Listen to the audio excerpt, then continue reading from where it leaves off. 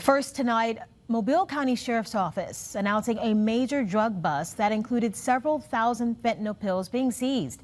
Our Dacian Smith has the information on this story. Dacian, the Sheriff's Office says they're not done yet. That's right. While they're happy to get these drugs and even some illegal firearms off the streets, they expect to get even more before the investigation is finished.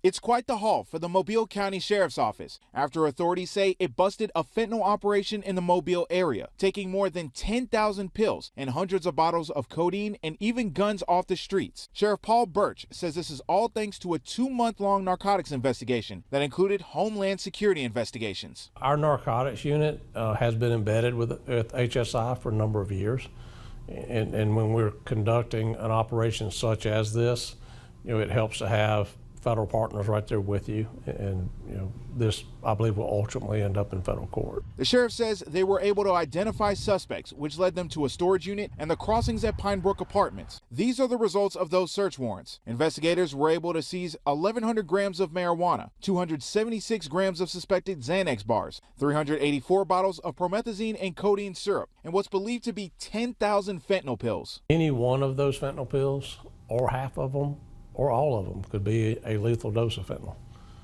And that's the gamble, that a person takes when they choose to consume drugs that potentially have fentanyl in it. Money, jewelry, 3 handguns, and an AR-15 rifle were also seized. But Sheriff Birch says this may be just the beginning. Well, that's just what we were able to seize at the time of the search warrant. Obviously they've been in business for a while, and we were able to disrupt the operation. But there's a lot of drugs that they were able to get on the street. So the significance is that, we have stopped the flow from this source.